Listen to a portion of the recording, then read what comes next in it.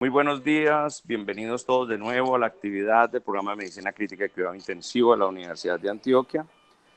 Hoy de nuevo tenemos un artículo especialísimo para nuestro club de revistas y una invitada especialísima que es una residente de cirugía cardíaca a la cual apreciamos muchísimo. Lina María Botero, con la asesoría del doctor Joaquín Rodelo, nos va a presentar un artículo supremamente interesante al que ustedes pudieron acceder a través de nuestra plataforma. Para de ahora en adelante, les pedimos el favor que le den búsqueda al artículo en la plataforma. Ahí hay un link por el cual lo pueden bajar para que lo lean antes y podamos hacer más amplia y más profunda la discusión. Muchísimas gracias. Acuérdense que el que quiera participar utiliza la herramienta de levantar la mano al final de la exposición de Lina María. Podemos ampliar conceptos o preguntarle a ella o hacer un debate y con el doctor Rodelo y los demás profesores y los demás asistentes a la reunión. Muchas gracias a todos. Bienvenida, Linita. Adelante. Muchas gracias, profe. Bueno, muy buenos días. Mi nombre es Lina María Botero Mora, soy residente de segundo año de Cirugía General de la Universidad de Antioquia. Actualmente estoy realizando mi rotación de cuidado crítico en la UCI San Miguel del Hospital San Vicente y el día de hoy me corresponde la actividad del club de revistas. Vamos a revisar un artículo titulado Hidroxitil estarcho y hidroxitil almidón versus solución salina como solución para reposición de volumen en pacientes sometidos a cirugía abdominal mayor y el impacto de esta intervención en mortalidad y complicaciones posoperatorias. Mis asesores fueron la doctora Mercedes González y el doctor Joaquín Rodelo, a quienes agradezco mucho su orientación para la realización de esta charla. El contenido entonces de esta reunión académica, vamos a iniciar con una introducción, luego vamos a hablar de algunos antecedentes particulares en la literatura sobre este tema, vamos a exponer cuál es la pregunta clínica, vamos a hacer la presentación del flash trial, que es el artículo que traigo para el día de hoy, luego vamos a hacer su análisis acorde a las guías JAMA y vamos a llegar a unas conclusiones finales que probablemente nos ayudarán a abrir un poquito más de discusión. Para iniciar entonces con la introducción, pues porque es importante este tema. En primer lugar es porque se realizan alrededor de 310 millones de cirugías mayores al año en el mundo y tenemos muy claro que las complicaciones postquirúrgicas van a aumentar claramente la morbimortalidad y los costos hospitalarios en la atención de estos pacientes. Han habido múltiples estudios en las últimas décadas que hablan no solo sobre el tipo de líquidos que se le administran a los pacientes para la reanimación perioperatoria, sino cuál sería el volumen que se les debería administrar y cuál sería la estrategia que va a guiar la reposición de líquidos, y esto genera bastante dudas sobre finalmente cuál es la mejor estrategia a usar en este tipo de pacientes. Para abordar este tema, entonces tendríamos que recordar más o menos cuál es la distribución de los líquidos corporales. El agua corporal total corresponde alrededor del 60% del peso de los pacientes. Esta agua corporal total se va a dividir en dos compartimientos principales: el líquido intracelular, que es el principal compartimiento, da cuenta alrededor de unos 2/3 del agua corporal total, y el líquido extracelular, que está compuesto por el plasma y los compartimientos intersticiales, que va alrededor de 1/3 de este compartimiento total. La homeostasis celular, por otra parte, es muy importante entender que las células funcionantes normalmente tienen, en su gran mayoría, pues no van a tener acceso, digamos, al ambiente extracorporal. Por eso, entonces, van a depender de estar rodeadas de un líquido y que ese líquido, entonces, es, digamos, el medio que los va a proveer de las sustancias que ellas requieren, entre esas, pues, las más importantes, el oxígeno y la glucosa, además de permitirles remover todas estas sustancias del metabolismo celular que al acumularse pues terminan siendo tóxicas para las células, entre esas el dióxido de carbono. Para abastecer y limpiar este líquido intersticial de las sustancias tóxicas y abastecerlo pues de estas sustancias que son necesarias, pues este proceso va a ser dependiente de algunos órganos especializados en el cuerpo, entre esos los riñones y los pulmones, que normalmente pues están anatómicamente distantes de la mayoría de estas células. Por lo tanto, pues para que este proceso se logre dar, debe haber un sistema de transporte, el cual va a ser la circulación, y una bomba pues que permita el adecuado transporte del líquido a través del sistema. Una célula, digamos, que esté en unas adecuadas condiciones de homeostasis es aquella que tiene un ambiente celular adecuadamente regulado en términos de pH, oxígeno y osmolaridad, y eso va a depender de la integridad de todos estos sistemas anteriormente mencionados. Las alteraciones entonces del ambiente celular van a terminarse dando entonces ya sea por disfunción de estos órganos que permiten el recambio o la provisión de estos nutrientes, la disfunción del sistema circulatorio como tal que no permite que se dispongan los desechos o que lleguen estas sustancias, una disfunción celular primaria que impide la utilización de estos recursos por la célula o su adecuada disposición, o la falta de acceso a nutrientes también puede generar directamente una alteración en el funcionamiento de la célula. Pero ¿por qué esto nos importa? Porque durante los actos quirúrgicos hay una clara alteración de los líquidos corporales, que normalmente es lo que tratamos de mitigar durante el acto anestésico y durante la reanimación posoperatoria. Existen algunas injurias durante la cirugía que van a explicar esto. La primera de ellas es el ayuno preoperatorio, que pudiera en cierto grado generar disminución del volumen intravascular efectivo. Hoy por hoy, las estrategias, entre esas, la estrategia ERAS busca disminuir en el mayor porcentaje seguro el ayuno preoperatorio para líquidos, esto con tal de evitar este tipo de injuria. La respuesta inflamatoria asociada al daño tisular directamente asociada a la manipulación quirúrgica también va a generar la formación de terceros espacios y por lo tanto un proceso de deshidratación, la pérdida sanguínea asociada a los procedimientos.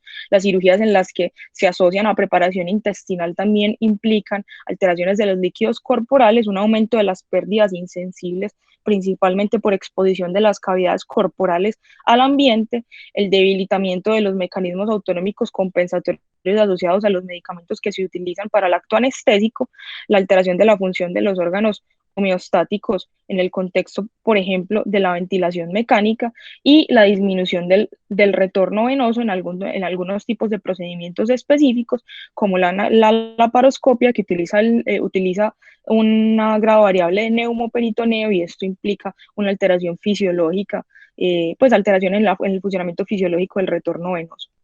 ¿Qué es lo que buscamos entonces reponer en estos pacientes que son sometidos a cirugía? Uno, las pérdidas por perspiración y diuresis, todas las pérdidas intraoperatorias principalmente asociadas a la pérdida de sangre, y todo lo que implique la formación de un tercer espacio en nuestros pacientes.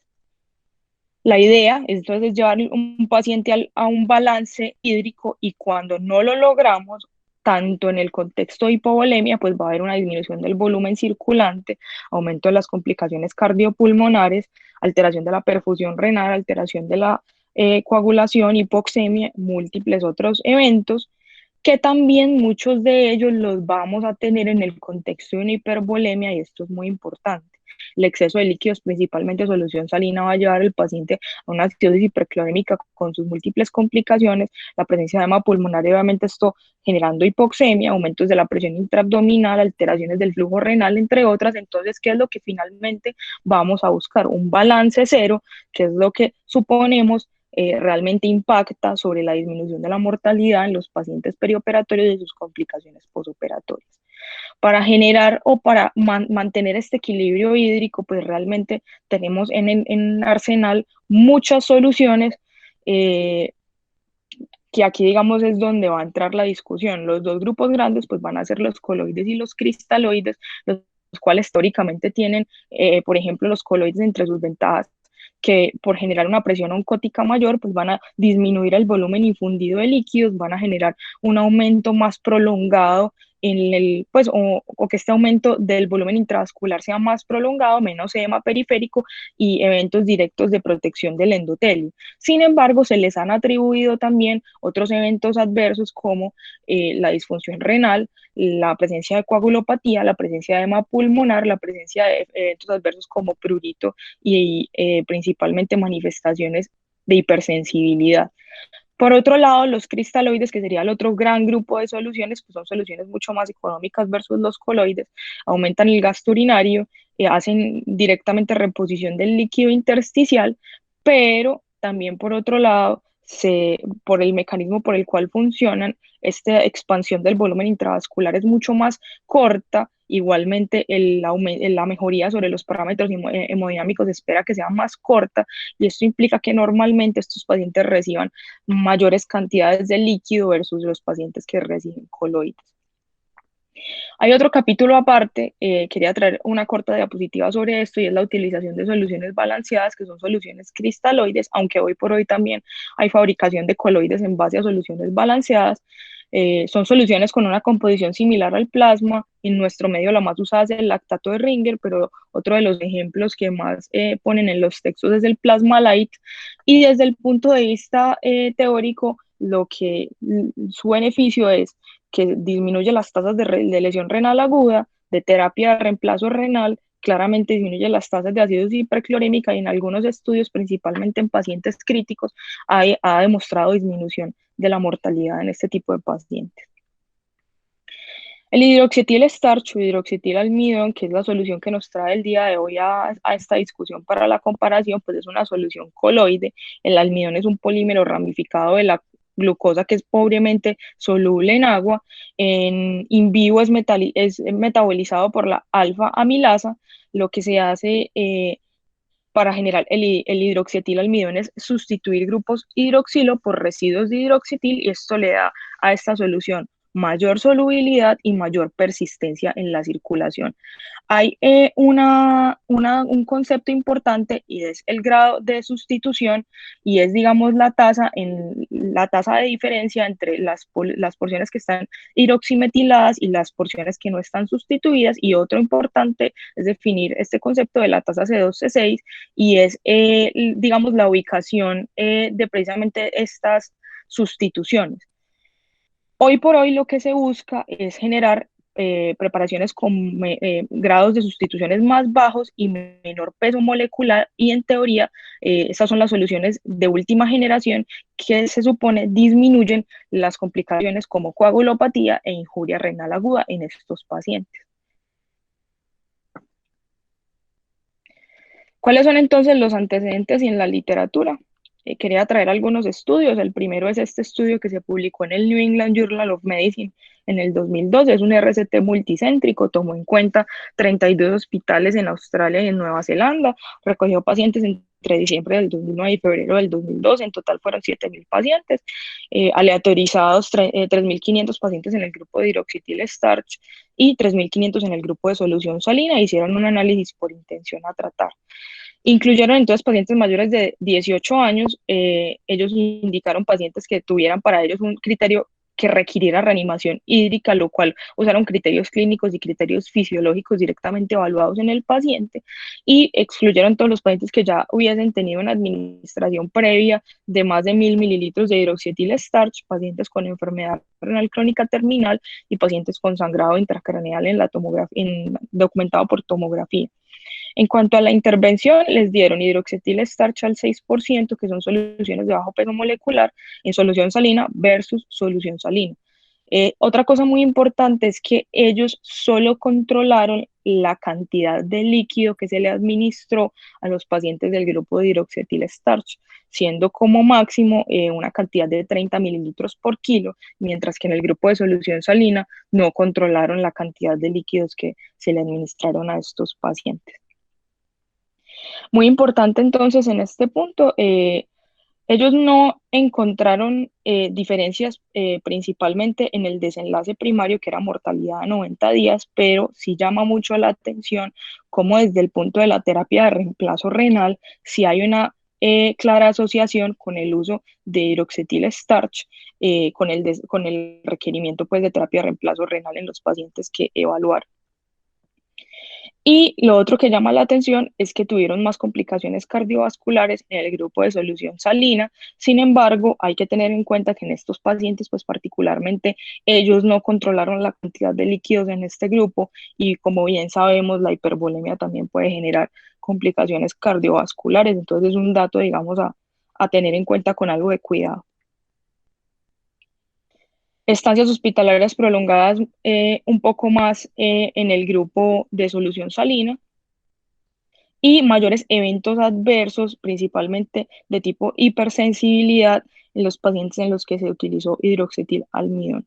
Esta es una gráfica que es bastante bonita y es en esos pacientes en los que tuvieron disfunción renal durante el estudio, ver cómo el aumento de la creatinina era marcadamente mayor en los pacientes del grupo de hidroxitil starch y lo que presentaban era una falla renal no oligúrica. Este es otro estudio bastante importante, es el estudio Cristal. Este estudio fue publicado en JAMA en el 2003, es un RCT internacional pragmático. Recogieron pacientes entre el 2003 y el 2012 en Francia, Bélgica, Canadá, Algeria y Tunisia. Es un estudio que el análisis se realizó por intención a tratar. En total recogieron 2.857 pacientes, de los cuales 1.414 aleatorizaron al grupo de coloides y 1.443 al grupo de cristaloides. Y el desenlace principal fue mortalidad a 28 días. Para incluir los pacientes, eran pacientes que tenían diagnóstico de hipovolemia aguda, que ya estaban en la UCI en ese momento y que no habían recibido líquidos previos. La intervención fue darles cristaloides, ya fuera solución salina hipertónica o lactato de Ringer, y en cuanto a los coloides les dieron múltiples opciones, ya fuera dextranos, hidroxetil starch o albúmina, ya sea al 20 o al 25%. No encontraron diferencias en el desenlace primario, que era mortalidad a 28 días. En cuanto a mortalidad a 90 días, parecía que estuviese más a favor de disminución de la mortalidad en pacientes que habían recibido coloides. En cuanto trataron de hacer un análisis por subgrupos, recordemos que este es un estudio en la totalidad de los pacientes críticos, pero habían estudios previos que parecían indicar que los pacientes en sepsis les iba peor cuando digamos, se reanimaban con coloides. En este estudio en particular no encontraron diferencia en ese subgrupo, y en el desenlace total, pues como sabemos, igualmente tampoco encontraron diferencias en el contexto de trauma y en otras causas de choque hipovolémico.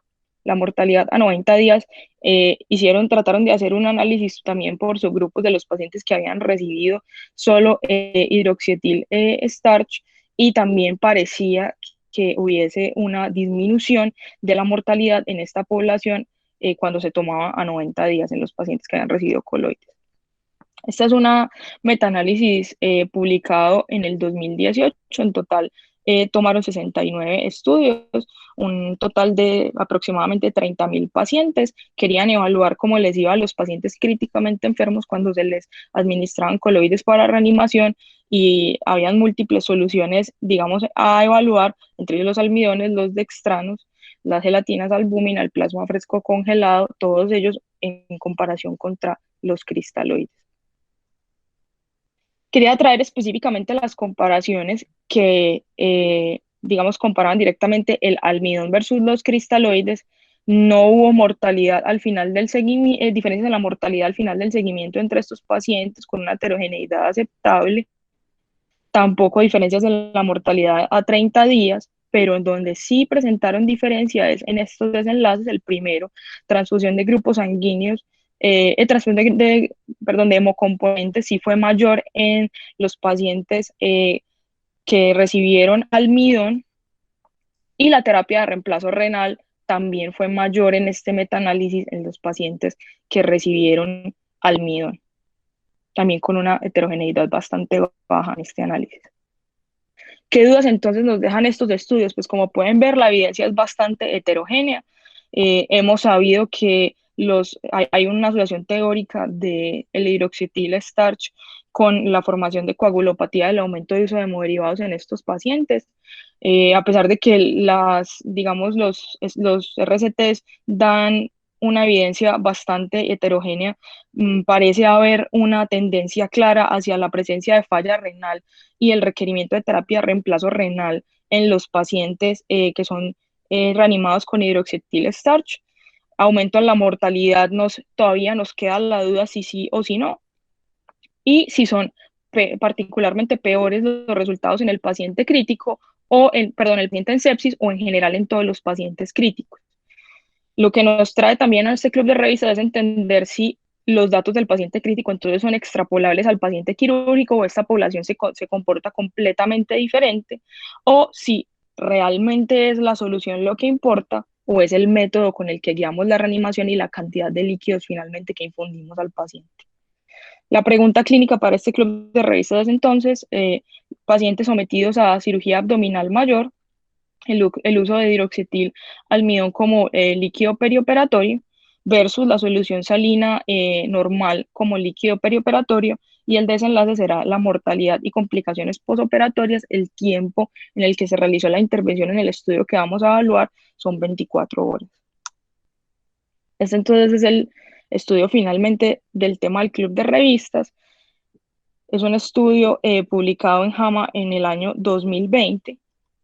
La motivación entonces para realizar este estudio es que se desconoce realmente si hay algún beneficio en el uso de coloides versus el uso de cristaloides para corregir todas estas pérdidas del volumen intravascular, que ya sabemos son muy importantes y ocurren durante el acto quirúrgico, y todas estas alertas que han habido sobre el paciente crítico y sobre el paciente particular en falla renal o el desarrollo de falla renal asociada a la administración de coloides. La hipótesis de los autores es entonces, en población de pacientes quirúrgicos con alto riesgo de lesión renal aguda posoperatoria, pues habrá un 10% de diferencia en mortalidad y morbilidad mayor entre los grupos que reciben hidroxetil starch o solución salina. Este fue un estudio pragmático, multicéntrico, doble ciego y aleatorizado. Se realizó en 20 hospitales universitarios de Francia. Recogieron pacientes en el periodo entre 2016 y 2018. Todo el protocolo de este estudio fue aprobado por un comité de ética. Todos los pacientes firmaron un consentimiento informado previo, y tenían un comité que verificaba el cegamiento y la seguridad del estudio. Los criterios de inclusión eran pacientes todos mayores de 18 años que fueran llevados a una cirugía electiva abdominal bajo anestesia bajo anestesia general, con una duración mayor a 2 horas, y todos los pacientes se captaban un día antes de la cirugía. Y el otro criterio muy importante es que estos pacientes debían tener un riesgo alto o intermedio de lesión renal aguda en la evaluación perioperatoria, y ellos lo definían con una escala de riesgo de lesión renal aguda que fuera mayor o igual a 3 puntos. Los criterios de exclusión eran pacientes con falla cardíaca aguda o isquemia miocárdica, pacientes que tuvieran una enfermedad renal crónica con una depuración de creatinina menor de 30 o que ya estuviesen en terapia de reemplazo renal, pacientes que requirieran vasoactivos preoperatorios o que tuviesen alguna complicación para el uso de hidroxetilalmidón, principalmente historia de reacciones de hipersensibilidad. Se aleatorizaron uno a uno por un sistema encriptado en línea. La intervención entonces, que ahorita vamos a ahondar un poquito específicamente cómo fue hidroxetil starch al 6% en solución salina versus solución salina, ambas soluciones empacadas en bolsas de 500 mililitros que eran indistinguibles para el médico y para quienes hacían parte del equipo que atendía al paciente. Y sí, hubo ciego para el paciente, para los médicos, para todo el staff del estudio, para el comité de seguridad y para el estadista que finalmente ayudó al análisis de los datos. Entonces, ¿cómo finalmente se realizó la intervención? La idea era hacer una guía por volumen sistólico. Entonces, los pacientes se les da un bolo de 250 a todos los que estaban incluidos en el estudio después de la inducción anestésica. Si aumentaba el 10% el volumen sistólico, continuaban en el estudio y se administraba un segundo bolo. Con este segundo bolo se hacía una determinación del volumen sistólico máximo, que era el que se tomaba como referencia, y durante las 24 horas posoperatorias se hacían mediciones seriadas del volumen sistólico, y cuando este volumen caía un 10% o más de eso, se administraba un nuevo bolo de 250 mililitros. Llega a un punto donde entonces ya los pacientes cumplían alrededor de 30 mililitros por kilo de solución. En este punto ya no se administraba la solución del estudio, ya fuera hidroxetil starch o solución salina, y lo que se hacía era continuar reanimación con solución salina ya sin ciego. Los pacientes, bueno, adicionalmente pues digamos, a los líquidos de reanimación, todos estos pacientes recibían lactato de Ringer para mantenimiento en una tasa alrededor de 4 mililitros por kilo. Los pacientes que en la evaluación del volumen sistólico inicial no tuviesen un aumento superior al 10% de se consideraban pacientes no respondedores a líquidos y no se les administraban líquidos adicionales y se excluían del estudio. Los pacientes entonces continuaron en este protocolo durante las 24 horas del postquirúrgico máximo hasta las 7:59 am del día siguiente a la cirugía. Los desenlaces entonces, el desenlace primario fue un desenlace compuesto que incluía mortalidad a 14 días y el segundo, complicaciones postoperatorias como lesión renal aguda, CADIGO mayor o igual a 1, falla respiratoria que requería ventilación mecánica, falla cardíaca aguda, cualquier complicación séptica o una reoperación no planeada, todo esto menor a 14 días. El secundario eran complicaciones postoperatorias mayores al día 14, ya fuera lesión renal aguda, complicaciones cardiovasculares o complicaciones pulmonares, las cuales eran muy heterogéneas porque incluían incluso complicaciones infecciosas. El análisis estadístico se realizaron dos análisis interinos, más o menos cuando tenían ya 200, el primero a los 214 pacientes y el segundo a los 420 pacientes, eran análisis de seguridad y ninguno de estos análisis implicó una detención temprana del estudio. Ellos calcularon una muestra alrededor de 826 pacientes para un poder estadístico del 95%, que les diera una diferencia del 10 de alrededor del 10% en el desenlace primario. Todos los análisis predeterminados se realizaron previo a romper el ciego. Esto es muy importante. Se realizó un análisis por intención a tratar, aunque ellos en el suplemento posteriormente adicionaron un análisis por protocolo. Los desenlaces primarios se analizaron con estos tests que se ven en la parte inferior y ellos trataron de presentar los datos en forma de RR con un intervalo de confianza del 95%.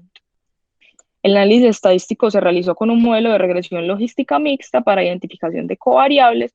La comparación de las variables continuas se realizó con un Mann-Whitney U-test. El tiempo al evento se mostró en curvas de Kaplan-Meier. El software que usaron para análisis de datos fue el software Stata versión 13.0 y para ellos una P menor de 0.05 era la que daba la significancia estadística de los datos. Los resultados entonces de este estudio: en total evaluaron alrededor de 1.644 pacientes. A estos les aplicaron los criterios de inclusión y de exclusión.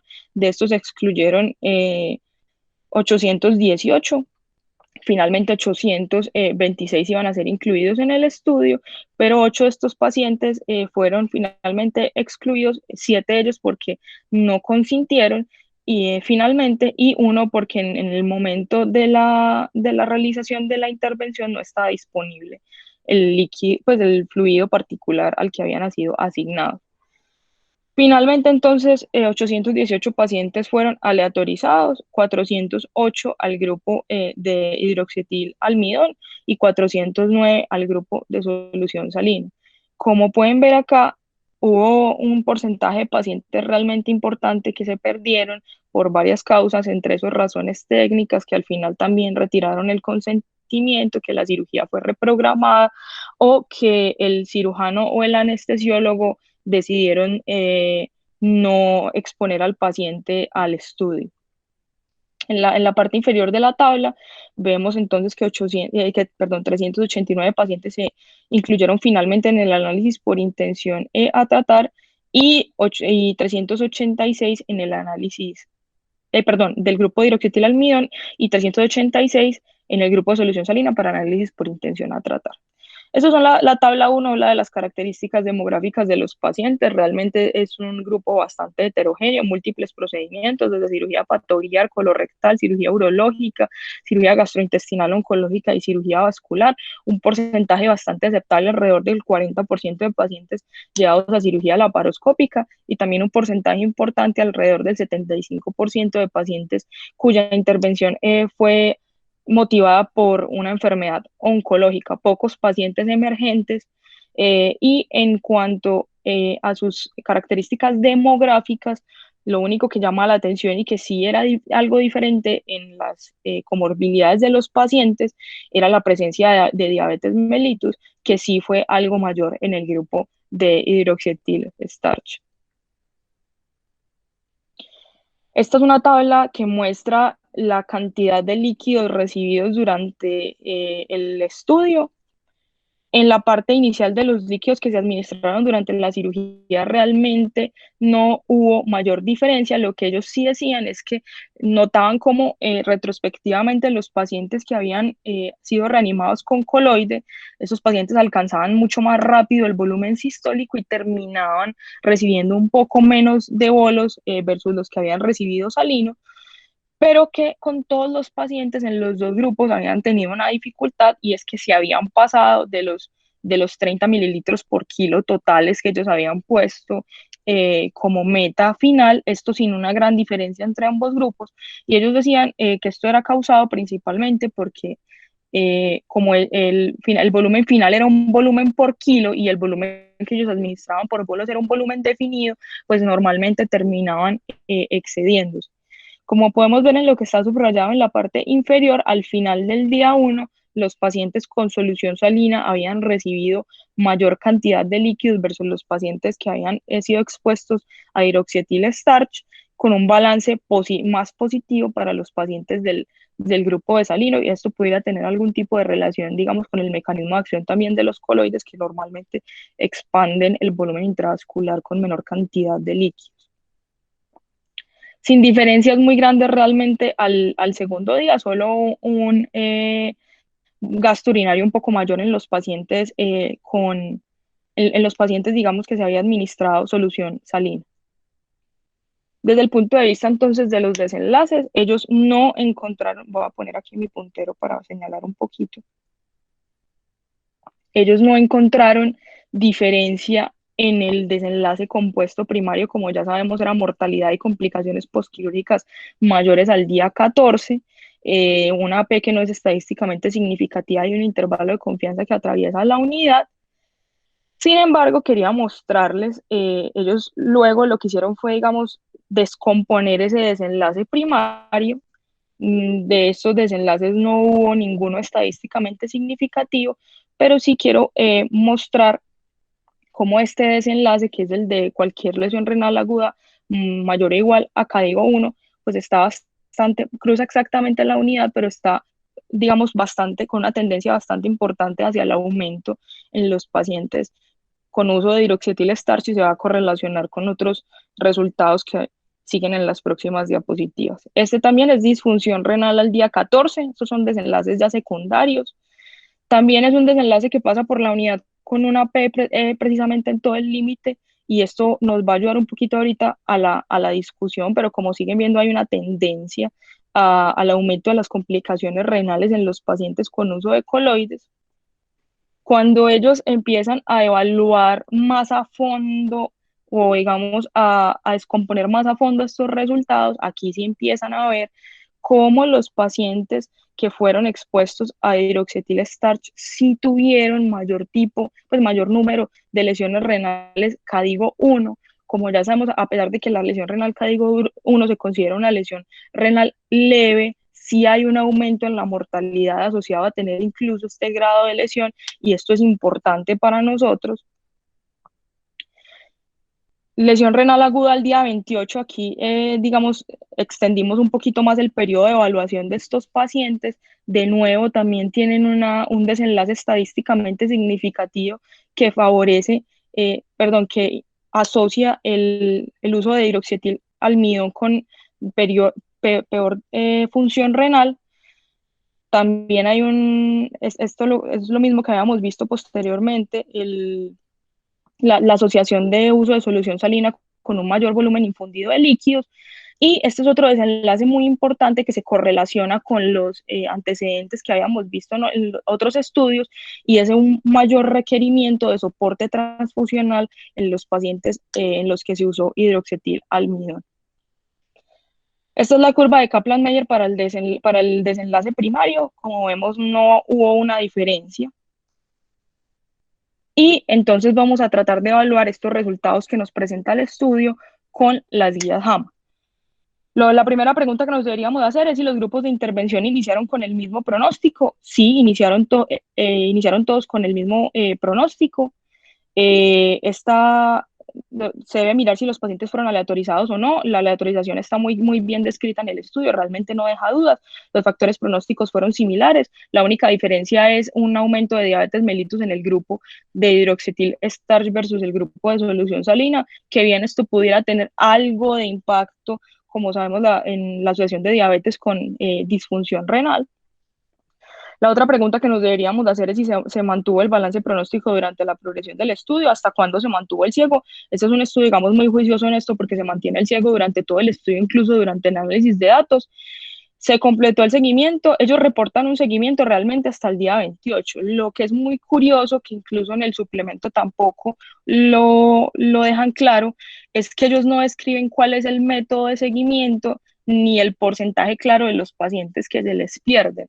Cuando uno revisa las tablas de resultados, ellos reportan estancias hospitalarias realmente cortas, entre 7 y 10 días, y no dicen cómo se hace el seguimiento del paciente ambulatorio hasta el día 28.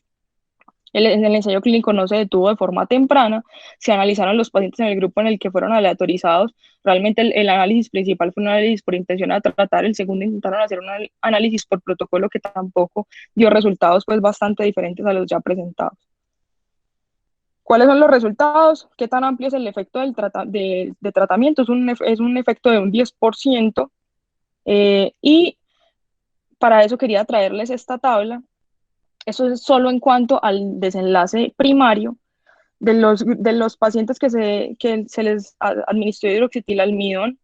139 presentaron el desenlace primario y 250 no lo presentaron. De los de solución salina, 125 presentaron el desenlace primario y 261 no.